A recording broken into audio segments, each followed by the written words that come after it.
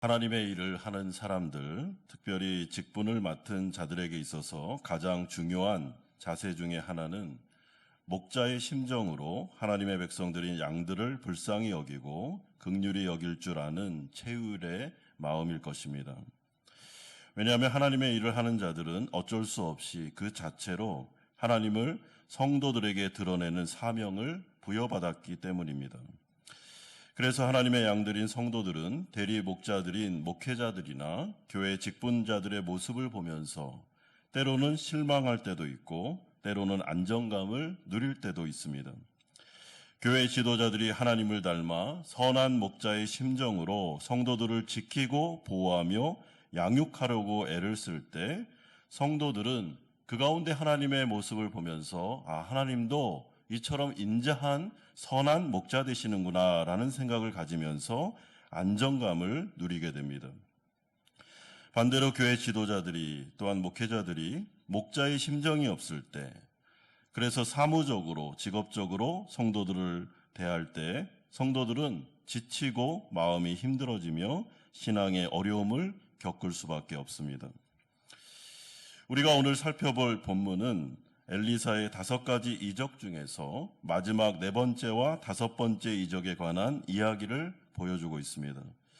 우리가 알다시피 엘리야와 엘리사는 참으로 특별한 선지자로서 이들은 거의 예수님의 기적과 동일한 기적을 행하는 자들이었습니다.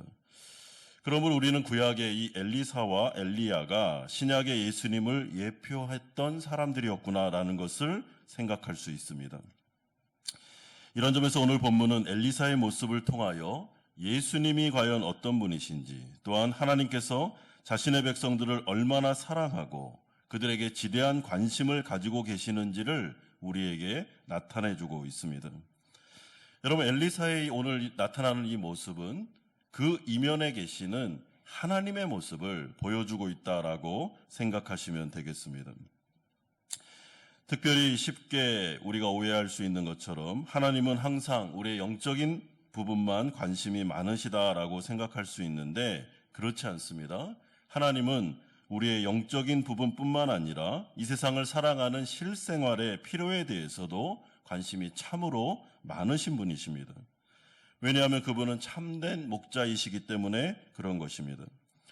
이처럼 예수님은 우리에게 영생도 주시는 분이시지만 우리가 무엇을 먹을까, 무엇을 입을까 염려하지 말라라고 말씀하시므로 하나님은 자신의 백성들, 성도들이 이 세상에서 어떻게 살아가야 되는지, 무엇을 먹고 무엇을 입어야 되는지, 어떤 필요가 있는지에 대해서도 굉장한 관심을 많이 가지고 계십니다. 그래서 오직 은혜로 우리에게 선물로 주시는 영생 안에는 영원한 생명뿐만 아니고 이 땅에서도 하나님의 나라 백성들이 어떻게 살아가야 될 것인가, 그들의 자녀의 문제나 또한 그들의 직장과 사업의 문제나 아니면 그 모든 문제들에 대한 하나님의 돌보심과 책임져 주심까지 다 포함되어 있다라는 것을 여러분 꼭 기억하시고 하나님의 앞에 나와서 기도하셔야 됩니다. 그래서 우리는 주기도문에 나오는 것처럼 일용할 양식에 위해서도 하나님께 담대하게 기도할 수 있고, 또한 하나님 앞에 우리의 필요에 대해서도 하나님 앞에 간구할 수 있는 것입니다. 그러면 하나님은 그 기도를 들으시며 넉넉히 채우시며 때로는 기적의 역사를 통해서 우리가 생각하지 않은 방식으로 우리의 여러 가지 상황들을 해결해 주시는 체험을 하게 하실 때도 있구나라는 것을 여러분 기억하십시오. 그러므로 오늘 우리가 첫 번째로 살펴볼 내용은 엘리사 생도들의 어려운 현실의 문제가 38절 상반절에 나오고 있습니다. 오늘 본문 38절에 보시면 엘리사가 다시 길갈에 이르니 그 땅에 흉년이 들었다라는 말로 시작하고 있습니다. 여러분, 여기서 흉년은 북이스라엘 오므리 왕조 가운데, 여러분 오므리 왕조는 이스라엘의 전 역사 가운데서 가장 악한 왕조, 그러니까 정말 우상숭배가 말로 표현할 수 없을 정도로 대단했던 시대가 바로 이 오므리 왕조입니다. 여러분, 이 심각했던 우상숭배 상황 속에서 7년간의 무서운 기근이 들게 되는데 이것은 하나님께서 이들을 징계하시고 이들을 경고하시는 결과였구나라는 것을 우리는 알 수 있습니다. 따라서 하나님은 하나님을 떠나 우상을 숭배하는 이스라엘 백성들을 돌이키기 위하여 이 약속의 땅 가나안에 전무후무한 무서운 재앙을 내리셨습니다. 그런데 문제는 이러한 기근이 하나님을 잘 섬기며 믿고 있는 의로운 자들, 예를 들어서 엘리사를 비롯한 그의 생도들에게까지도 이 기근이 미쳤다는 사실입니다. 여러분, 물론 이들이 완전한 자들은 아닙니다. 이들도 죄인이고 또한 하나님 앞에서 의로운 자들이긴 했지만은 부족함이 많았습니다. 그럼에도 불구하고 적어도 하나님 앞에 의롭게 살려고 애를 썼던 자들이 바로 엘리사와 하나님의 편에 섰던 이들의 생도들이었습니다. 여러분, 하나님은 이 사실을 잘 알고 계셨습니다. 그럼에도 불구하고 이러한 엄청난 재앙, 7년간의 흉년은 엘리사와 그의 생도들, 하나님의 거룩한 백성들을 피해가지 않았습니다. 오히려 하나님은 이 흉년 가운데 의로운 자들도 다 함께 동참시킴으로 성도들을 훈련시키며 연단하는 기회를 삼고 있습니다. 결코 하나님을 믿지 않는 자들과 믿는 자들을 구분하여 재앙이 내리지 않았습니다. 그리고 이러한 일들은 지금도 동일하게 일어나고 있는데, 여러분, 요즘 현대에 일어나는 일들이 무엇입니까? 전 세계적으로 볼 때 전쟁과 기근과 지진 등과 같은 엄청난 재앙, 또한 세계 경제 불황은 예수님을 잘 믿는 자들이나 그렇지 않은 자들을 구분하여 오지 않습니다. 재앙이 일어나면 믿는 자나 믿지 않는 자나 동일하게 피해를 입습니다. 여러분, 그러므로 이것은 성도들의 입장에서는 너무나도 억울하게 여겨질지 모르지만, 그리고 하나님께서 우리를 왜 이렇게 구분하여 구별되어 도와주지 않는 거야 라고 생각할지 모르지만, 여러분, 이것은 엄연한 우리의 현실입니다. 하지만 우리가 기억해야 하는 것은 하나님이 이러한 환난이나 재앙을 믿는 자들에게 허락하실 때는 동일하게 어려움이 오기는 하지만은 하나님의 마음속에서 구분되는 것이 있습니다. 그것은 믿는 자들에게 유익할 때 하나님은 이 어려움을 허락하십니다. 만약에 유익하지 않다, 이것은 영적으로 유익한 일이 아니다라고만 한다면 하나님은 절대로 성도들에게 이런 어려움을 허락하지 않습니다. 따라서 성도는 현재 나에게 닥친 어려움이나 환난이나 고난의 문제를 바라볼 때 믿지 않는 자들처럼 하나님과 연관짓지 않고 생각하는 것이 아니라 이 문제를 반드시 하나님과 연관지어서 생각해야 됩니다. 아니, 다 당하는 어려움이고 세계 경제 불황이니까 믿는 자나 믿지 않는 자나 똑같이 어려운데 이렇게 생각하지 말고, 나에게 어려움이 왔을 때 이 문제가 하나님 앞에서 어떤 의미가 있구나, 이 문제를 통해서 하나님이 어떤 일을 하시기를 원한다라고 신학적으로 성경적인 세계관을 가지고 반드시 하나님과 연관지어서 나의 어려움을 생각할 필요가 있다는 말입니다. 그러므로 낙심하지 말고 원망과 불평하지 말고 그 문제를 하나님께 가지고 나아가서, 하나님 아버지, 이 어려움을 통해서 지금 현재 나에게 원하시는 것이 무엇입니까? 저는 무엇을 해야 됩니까? 라고 질문하며 하나님 앞에 들어갈 때 이 모든 어려움들은 성도들에게 영적으로 유익한 일이 되게 되는 것입니다. 그래서 우리가 지금 미래를 예측할 수 없으며 어려움이 온다 할지라도, 여러분, 이 모든 것들을 해결하실 하나님을 바라보면서 우리가 주님을 의지하면서 이것이 나에게 유익이 되며 또한 나를 연단시키고 또 나를 순결하게 만든다라는 것을 생각하면서 주님께 나아가야 됩니다. 여러분, 적어도 오늘 본문에 보면 하나님은 자신의 백성들에게 위기 가운데 하나님의 능력을 계속해서 체험하게 하는 모습을 보여줍니다. 이것이 바로 열왕기하 4장에 기록된 5가지의 엘리사의 기적의 영적인 의미입니다. 그럼 따라서 성도나 교회에는 어려움이 많으면 많을수록 하나님을 체험하는 횟수도 더 많아집니다. 참 이게 희한하죠. 어려움이 겹쳐서 오면 올수록 기도하게 되고, 기도하면 하나님을 체험하게 되고, 기도 응답을 받게 되면서 신앙이 더욱더 뜨거워집니다. 그러므로 성도는 어려움이 오면 겸손해지고 간절해지고 하나님을 찾게 되고 하나님 앞에 기도할 수밖에 없는 것입니다. 이것이 바로 다 우리가 경험하는 바입니다. 또한 성도는 어려움이 오면 순결해집니다. 여러분, 어려움이 딱 오면 성도는 자동으로, 자연 반사적으로 내가 뭔가 하나님 앞에서 잘못했나? 라는 생각을 갖게 됩니다. 잘못해서 왔든 그렇지 않든 상관없이 하나님 앞에서 자신을 돌아보는 계기가 됩니다. 그리고 정신없이 세상을 향해 나아갔다 할지라도 브레이크가 딱 걸리면서 스톱하고 그 자리에서 뭔가를 생각하게 됩니다. 그것이 바로 고난과 어려움이 주는 유익이다라고 할 수 있습니다. 하나님 앞에서 자신을 돌아보면서 내가 다시 하나님 앞에서 청산해야 될 게 무엇인가, 하나님 앞에서 다시 온전하게 순결해야 될 게 무엇인가를 생각하고 하나님 앞에 바르게 서기 위해서 노력할 뿐만 아니라 간절하게 하나님께 매달리고 기도하고, 그리고 우리의 신앙적인 습관도 달라지게 되는 것입니다. 여러분, 오늘 많은 분들이 하나님 앞에 기도하기에 모였는데 우리는 많은 현실적인 문제와 영적인 문제를 가지고 지금 이 자리에 나왔습니다.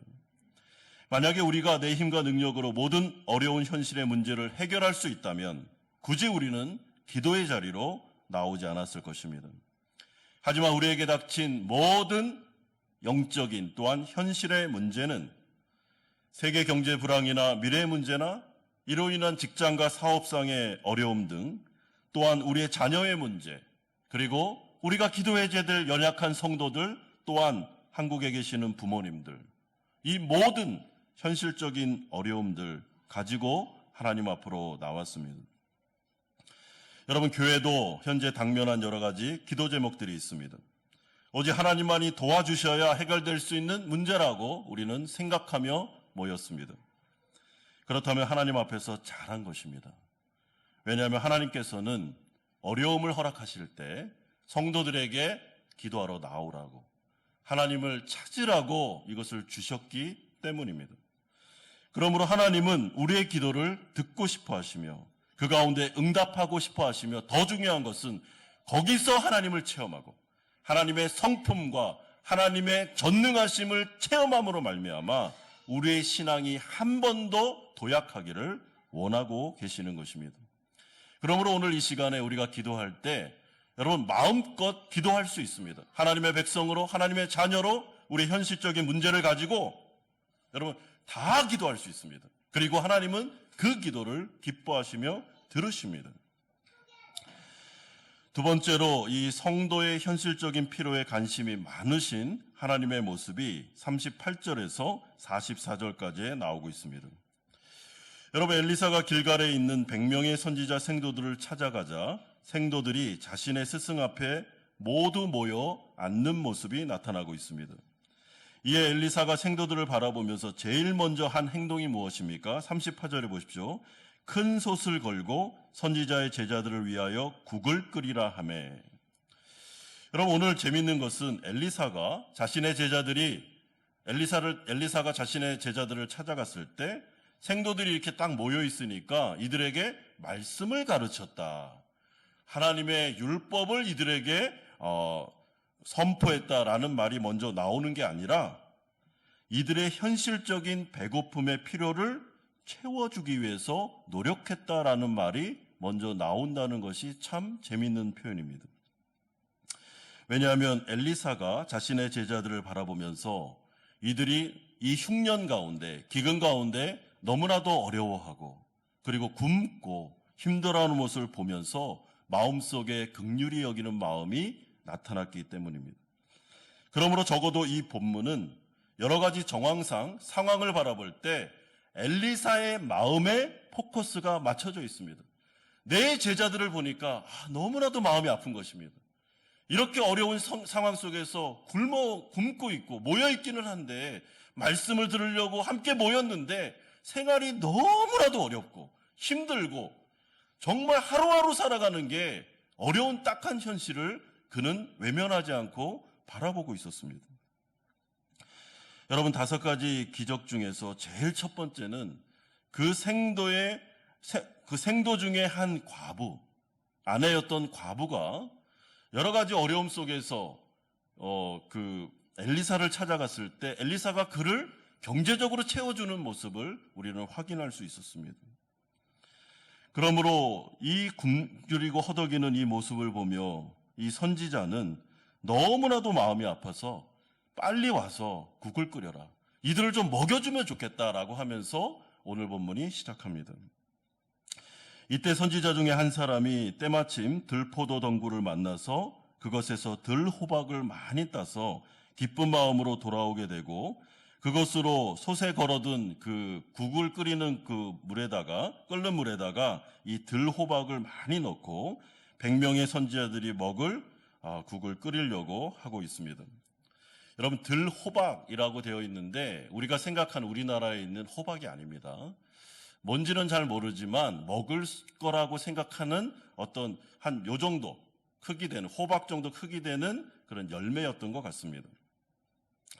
아마 제 생각에 그 들호박을 딴 선지자 생도는 하나님께서 자신들을 도와주셔서 특별히 오늘은 엘리사 선생님이 오셔서 우리가 이렇게 행운을 얻었구나. 야, 이렇게 기근 가운데 이렇게 많은 이런 열매를 하나님께서 우리에게 주셔서 100명의 성도들이 다 먹을 수 있도록 해주셨구나라고 기쁜 마음으로 아마 그것을 가지고 왔을 것입니다. 그런데 한숨 돌리려는 그 순간에 설상가상으로 이 들호박, 이것으로 인해서 이들은 더 큰 어려움을 겪게 됩니다. 왜냐하면 그 들호박 가운데 독이 있었기 때문에 국을 끓이긴 끓였는데 이것을 먹자마자 사람들이 막 구토를 하고 배 아파하면서 그 독을 먹으면서 굉장히 어려움을 겪게 되는 일이 벌어지게 됩니다.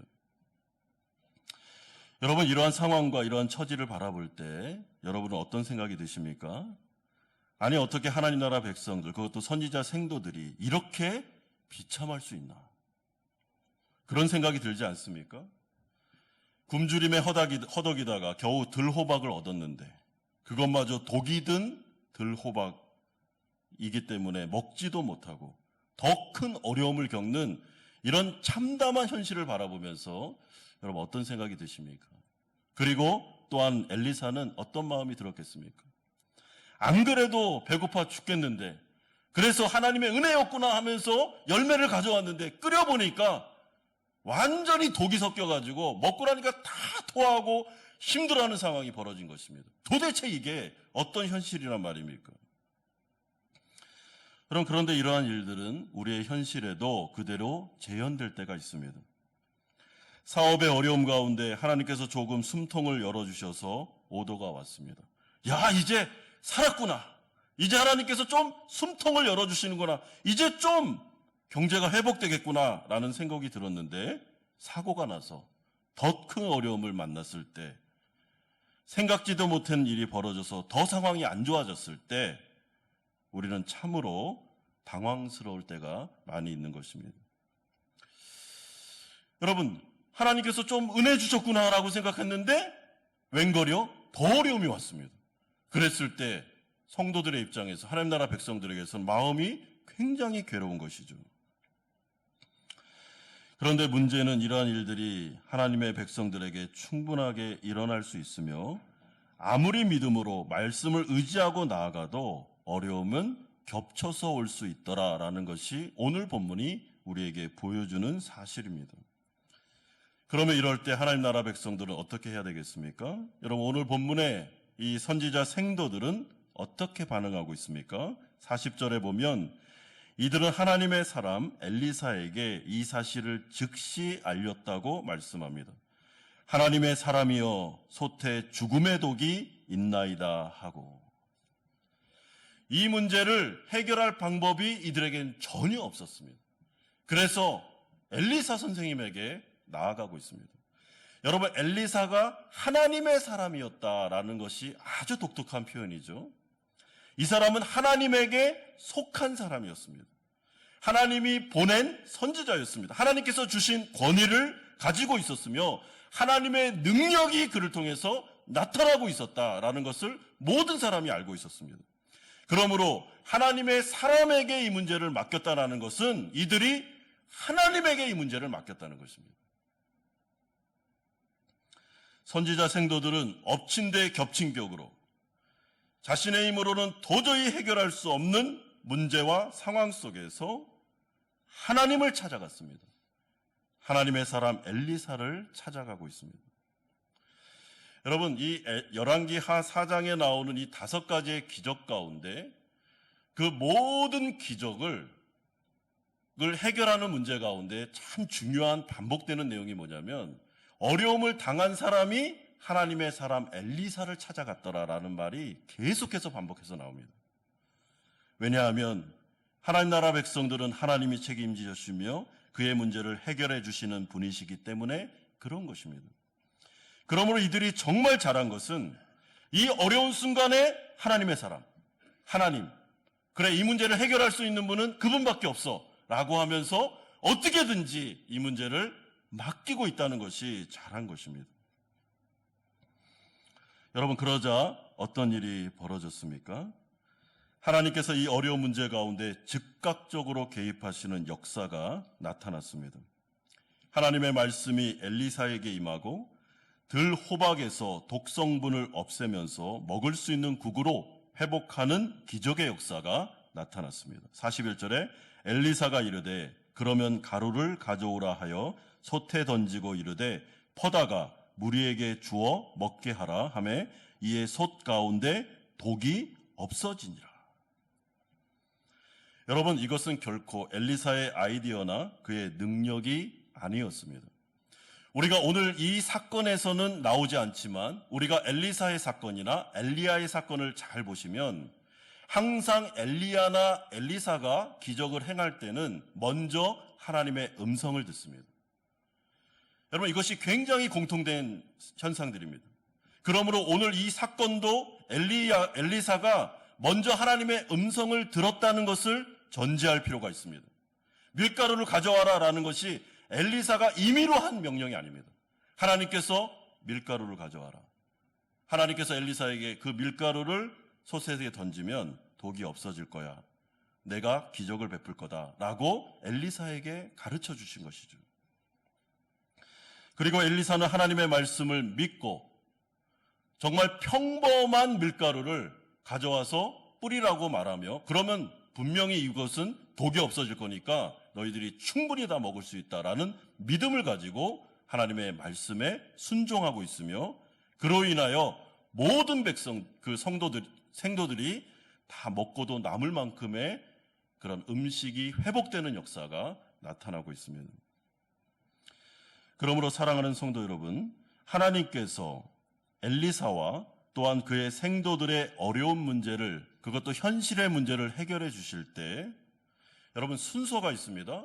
먼저 하나님께서 엘리사에게 말씀을 주십니다. 하나님의 음성을 듣게 하십니다.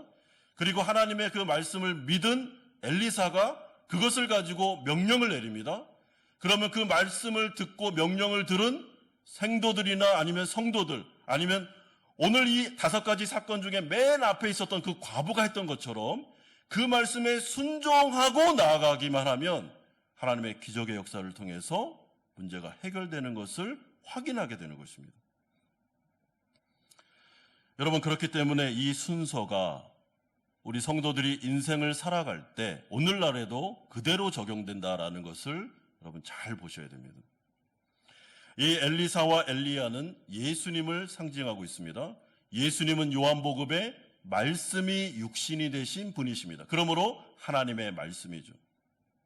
따라서 하나님은 자신의 기적을 행하실 때 반드시 먼저 하나님의 말씀을 우리에게 주십니다. 그것도 엘리사와 같은 선지자, 하나님의 말씀을 맡은 자를 통해서 하나님은 말씀하십니다. 그렇기 때문에 문제를 해결하시고 우리를 도와주시며 붙잡아 주시며 우리의 어려운 현실 속에서 하나님께서 기적을 행하여 개입하실 때 먼저 성도들이 체크해야 되는 것은 하나님의 말씀이 내 귀에 들리고 있느냐 들리지 않느냐의 문제입니다. 여러분, 설교를 들을 때나 아니면 큐티를 할 때나 하나님의 말씀을 통독할 때, 아니면 우리가 경건서적을 읽을 때나 기도할 때, 여러분, 우리가 주의하고 계속해서 귀를 기울여야 되는 것은 하나님과 나와의 관계에서 하나님이 나에게 말씀을 주고 있느냐의 문제입니다. 여러분, 이것은 결정적으로 중요합니다. 왜냐하면 하나님께서 나에게 말씀을 듣게 하시고 나에게 말씀하고 있다면 하나님은 이 문제에 반드시 개입할 의지를 가지고 계시기 때문입니다. 여러분, 그렇기 때문에 성도들에게 있어서 여러 가지 어려운 상황들, 환경들, 이런 문제들도 우리에게는 어려운 현실입니다. 그러나 성도들에게 있어서 가장 어려운 상황이나 현실은 내 귀에 하나님의 말씀이 안 들릴 때, 아무리 노력하고 노력해도 하나님의 말씀이 희귀해졌을 때, 나를 향하여 하나님께서 외치고 계시지 않을 때, 내 문제 가운데 적실한 말씀을 주시지 않을 때, 그 답답함은 어떻게 할 수가 없는 것입니다. 여러분, 성도들에게 있어서 가장 기쁘고 가장 감사할 때가 언제입니까? 상황은 어렵습니다. 상황은 해결될 기미가 보이지 않습니다. 그러나 내 귀에 하나님의 말씀이 들릴 때, 하나님께서 내 문제를 알고 계시며 나를 책임져 주시겠다고 계속해서 반복하여 말씀하고 계실 때 우리에게는 기쁨이 생기는 것입니다. 왜요? 반드시 하나님은 그 약속을 지키기 때문입니다. 그래서 성도들은 어려우면 어려울수록 제일 먼저 하나님께로 달려갑니다. 제일 먼저 하나님의 말씀 앞에 섭니다. 성경을 펼칩니다. 예배 가운데로 나옵니다. 왜요? 나의 모든 생사화복은 하나님께로 달려있기 때문에, 그분이 어떤 생각을 가지고 계시고 그분이 지금 나에게 무슨 말씀을 하시고 어떤 약속을 주고 있는가, 이게 생사를 좌우하는 문제이기 때문에 거기에 목숨을 거는 것입니다.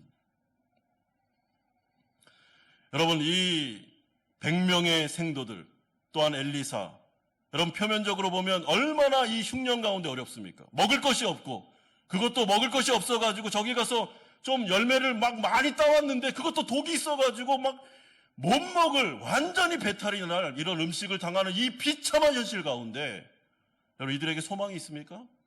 예, 소망이 있습니다. 어떤 소망입니까? 하나님께서 엘리사를 통해서 말씀하고 있다는 것이 소망인 것입니다. 밀가루를 가져와라. 저 솥에다가 밀가루를 넣어. 그러면 독이 빠질 거다. 너희들이 충분히 먹을 수 있는 국을 줄 테니까 걱정하지 마 하고 하나님께서 엘리사에게 말씀하셨고, 엘리사가 그 세미한 음성을 듣고 그 말씀을 믿고 나아갔을 때 모든 자들이 다 사는 역사가 나타나게 된 것입니다. 사랑하는 성도 여러분, 그러므로 교회가 하나님 앞에 나와 모여서 기도하고 하나님의 말씀을 들을 때 여러분, 우리의 마음속에 설교자를 위한 기도가 필요합니다. 여러분, 설교자들이 먼저 하나님의 음성을 들어야 됩니다. 하나님 앞에서, 말씀 앞에서 깨지고 또 깨져야 됩니다. 성도들의 이 어려운 현실 앞에서 목자의 심정을 하나님께서 주시도록 기도해야 됩니다. 목자의 심정이 와야 됩니다. 설교를 대충 하고 비현실적인 말을 하고 이렇게 하면 안 됩니다. 성도들이 세상을 살아가며 믿음으로 살아갈 때 얼마나 힘들고 어려운 상황에 있는지를 체휼하고 또 체휼해야 됩니다. 하나님께서 그 마음속에 목자의 심정을 주셔서, 하나님 오늘 말씀하여 주시옵소서, 하나님 오늘 이 말씀 주시지 않으면 저와 우리 백성들 못 살아갑니다라는 심정을 가지고 설교하기 시작해야 우리 가운데 소망이 있는 것입니다. 그리고 하나님은 먼저 말씀하시고 그 다음에 기적을 행하십니다. 사랑하는 성도 여러분, 설교는, 또한 우리가 읽고 있는 이 성경은 어떤 없는 얘기를 꾸며서 만들어낸 것이 아닙니다. 살아 역사하는 역사적인 사건을, 반복하여 일어날 수 있는 사건을 기록한 것이 하나님의 말씀입니다. 그러므로 하나님께서 오늘 이 100명의 생도들을 먹이시고 그 솥단지에 있었던 그 독을 빼내시며 먹을 것으로 회복시키는 이 역사는 과거에만 일어났던 역사가 아니라 지금도 일어날 수 있는 역사임을 기억하셔야 됩니다. 하나님께서는 먼저 말씀하십니다. 그리고 그 말씀을 통해서 나에게 회복을 명하시면 우리는 살아난 것입니다.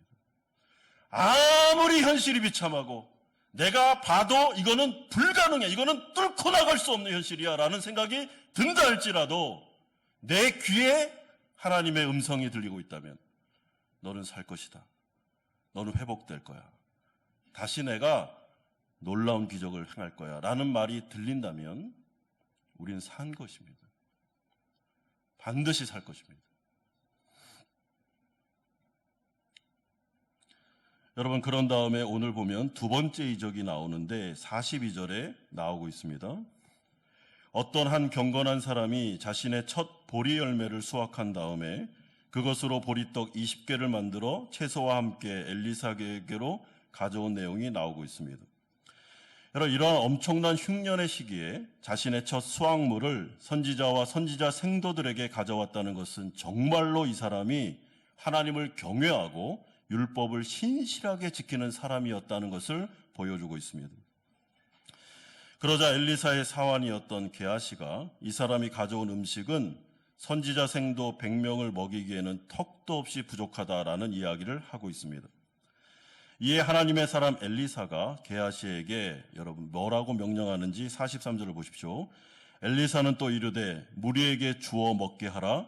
여호와의 말씀이 그들이 먹고 남으리라 하셨느니라. 또 엘리사에게 하나님의 음성이 들렸습니다. 게하시야, 너는 무리에게 이렇게 명령하라. 하나님의 말씀이 나에게 말씀하시기를 너희들은 먹고 남을 것이다 라고 말씀하셨기 때문에 걱정하지 말라고 말씀합니다. 이에 어떤 일이 벌어졌습니까? 44절에 그가 그들 앞에 주었더니 여호와께서 말씀하신 대로 먹고 남았더라. 여러분, 여기서 중요한 표현이 바로 여호와의 말씀이 여호와께서 말씀하신 대로라는 것이 반복하여 중요하게 나오고 있습니다. 왜냐하면 오늘 이 보잘것없는 보리떡 20개와 채소를 가지고 선지자 생도 100명을 충분히 배불리 먹이시기도 남게 하시는 분이 바로 엘리사가 아니라 하나님이셨기 때문입니다. 이건 역시 하나님의 개입하심을 통한 기적의 역사를 우리들에게 보여주고 있습니다. 하나님께서 엘리사의 제자들을 불쌍히 여기셔서 친히 이 보리떡 20개와 채소 얼마 되는 것들을 가지고 하나님께서 이것을 흠양하시고 받으신 다음에 내가 이 불쌍한 이 생도들을 친히 먹이리라 하면서 하나님께서 엘리사에게 내가 너에게 명령한다. 너희들은 먹고 남을 거야. 그러니까 걱정하지 말고 이것을 나눠라 라고 말씀하심으로 하나님의 마음을 우리 가운데 보여주고 있기 때문입니다. 그러면 우리는 적어도 오늘 이 두 가지의 이적 사건을 통해서 엘리사가 자신의 제자들의 현실적인 필요를 바라보면서 불쌍히 여기는 마음을 가졌던 것처럼 그 이면에 깔려있는 하나님의 마음을 여러분 읽을 수 있어야 됩니다. 마치 마가복음 6장 34절에 나오는 오병이의 기적을 베푸시기 전에 예수님의 마음처럼 우리는 이 본문을 바라봐야 됩니다. 예수께서 나오사 큰 무리를 보시고 그 목자 없는 양 같음으로 인하여 불쌍히 여기사. 여러분, 오병이의 기적이 일어나기 전에 예수님은 자신에게 나오는 광야 가운데 나오고 있는 그 2만 명 정도나 되는 그 무리들을 바라보면서 불쌍히 여겼다라는 말씀이 나옵니다. 여기서 불쌍히 여겼다라는 말은 원문으로 따지면 창자가 끊어지는 고통입니다. 그러니까 어미가 자신의 자녀를 바라보면서 자신의 자녀의 어려움과 비참함을 바라보면서 창자가 끊어지는 고통을 당하는 것처럼 예수님은 그 양떼들을 바라보면서 그런 아픔이 있었다는 것이죠. 그렇기 때문에 오병이의 기적은 그냥 하나님께서 기적을 행하신 것이 아니라 그 마음속에 이들을 내가 먹이리라, 이들을 채우리라, 이들을 보호하고 돌봐주리라, 내가 이 양들을 절대로 포기하지 않겠다는 예수님의 마음이 드러난 표현에 불과한 것입니다. 여러분, 엘리사가 100명의 생도들을 바라보면서 너무나도 마음이 아파서 이들이 굶어가는 모습을 보면서 좀 먹였으면 좋겠다라고 했을 때 하나님께서 그 마음을 아시고 그 가운데 기적을 행해 주셨듯이 엘리사의 마음과 비교할 수도 없는 하나님의 마음이 이 100명의 생도들 뿐만 아니라 빈들에 있었던 2만 명이나 되는 양들에게 있었다는 것을 우리는 오늘 본문을 통해서 보게 됩니다. 사랑하는 성도 여러분, 엘리사가 생도들을 생각하는 것은 여러분 진짜 이거는 아무것도 아닙니다. 하나님께서 이들을 생각하고 있는 이 마음, 하나님께서 자신의 양들을 생각하고 자신의 교회를 생각하는 그 마음은 말로 표현할 수가 없는 것입니다. 창자가 끊어지는 고통을 가지고 자신의 성도들이 이 세상을 믿음으로 살아갈 때 어려움을 당해서 하나님 앞에 나와 매달려 기도할 때 그들을 바라보는 하나님의 마음은 창자가 끊어지는 고통, 여러분 허리가 끊어지는 고통을 가지고 그들의 기도를 바라보고 있다는 것입니다. 그래서 어려움이 올 때 하나님은 우리를 사랑하지 않나 봐, 하나님은 우리에게 관심이 없어 라고 말하는 건 다 거짓말입니다. 여러분 성도는 절대로 그렇게 생각해서도 안 되고 그래서 하나님을 원망해서도 안 됩니다. 왜냐하면 하나님은 자신의 목숨을 걸고 우리의 인생을 영원까지 책임져 주시겠다고 약속하셨기 때문입니다. 그러기에 우리는 하나님께 나와 기도할 수 있습니다. 기도의 동력은 바로 하나님의 성품, 나의 문제와 형편에 지대한 관심을 가지고 계신 선하신 하나님에게 있는 것입니다. 만약에 하나님께서 내 기도에 관심이 없고 나를 못 알아보시며 나에 대해서 아무런 생각이 없다면 우리가 왜 기도합니까? 그건 이상한 일이죠. 그러나 성경은 끊임없이 우리에 대해서 이야기하기를 하나님 나라 백성들에게 하나님은 지대한 관심을 가지고 계시며 우리를 향하여 긍휼히 여기시며 우리의 모든 문제 가운데 개입하기를 원하시고 우리를 지키고 보호하기를 원하고 계신다고 말씀하고 있습니다. 여러분 이것이 바로 복음입니다. 이것이 바로 기쁜 소식입니다. 그 거룩하신 하나님이 피조물 된 나에게 관심이 많으셨더라, 나를 그렇게 사랑하셨다라는 것이 복음 아니겠습니까? 그러므로 사도 바울은 로마서 8장 31절에서 32절에서 다음과 같이 선언합니다. 그런즉 이 일에 대하여 우리가 무슨 말 하리요? 만일 하나님이 우리를 위하시면 누가 우리를 대적하리요? 자기 아들을 아끼지 아니하시고 우리 모든 사람을 위하여 내어주시니가 어찌 그 아들과 함께 모든 것을 우리에게 주시지 아니하겠느냐. 사랑하는 성도 여러분, 하나님의 사랑에 대하여 사도 바울은 우리가 무슨 말을 하겠느냐. 아들 독생자까지 주셨는데 뭘 안 두겠느냐.